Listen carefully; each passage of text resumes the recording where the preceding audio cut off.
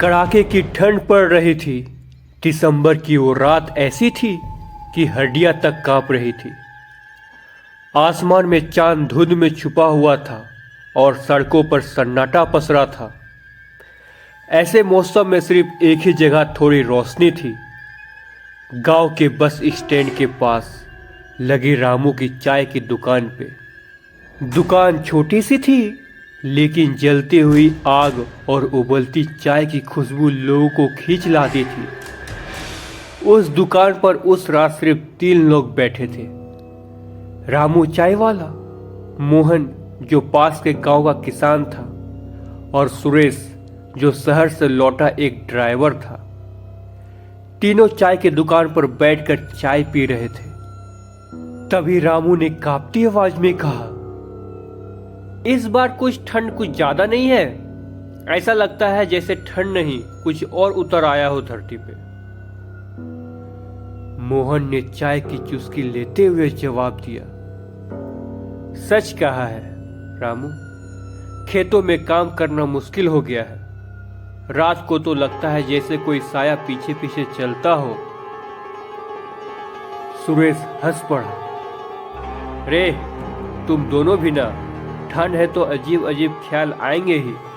मैं तो रोज हाईवे से आता जाता हूँ, मुझे तो कुछ नहीं दिखता। तुम लोग पागलों की तरह बातें कर रहे हो, ऐसा मत सोचो।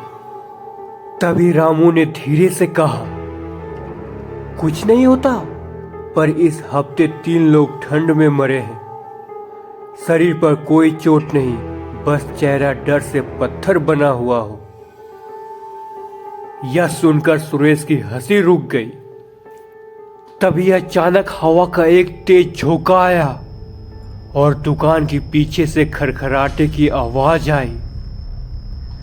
मोहन ने घबराकर पूछा, ये आवाज सुनी तुमने? रामू ने दुकान के अंदर झांकते हुए कहा, सुनी, और ये आवाज मुझे अच्छी नहीं लग रही है। सुरेश ने बाहर अंधेरे की तरफ देखा। लगता है कोई जानवर होगा। लेकिन तभी ठंड अचानक और बढ़ गई।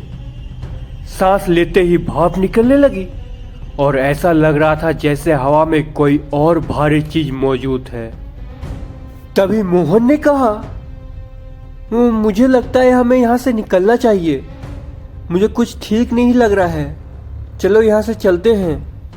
तभी सुरेश ने कहा, अरे पागल, तुम डरते क्यों हो? ये बस हवा है और कुछ नहीं, कोई जरूरत नहीं डरने की, तुम बस चाय पियो। लेकिन तभी मोहन के पीछे एक औरत खड़ी हुई, लाल रंग की साड़ी पहनी हुई। उसकी लाल आंखें थी। वो मोहन को पकड़ी और गायब हो गई। तभी सुरेश यह देखकर हक्का बक्का हो गया। उसका दिल दिमाग कुछ भी काम नहीं कर रहा था। ऐसा लग रहा था जैसे बर्फ जम गया हो। वह भागने की कोशिश करने लगा कि तभी वह फिर औरत सामने आई और सुरेश को भी अपने साथ ले चली गई।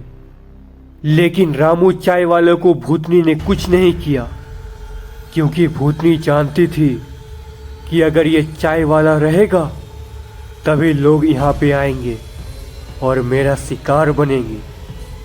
लेकिन रामू चाय वाला इस बात से अनजान था कि आखिर भूतनी ने मुझे मारा क्यों नहीं, मुझे क्यों छोड़ दिया, आखिर क्या कारण है।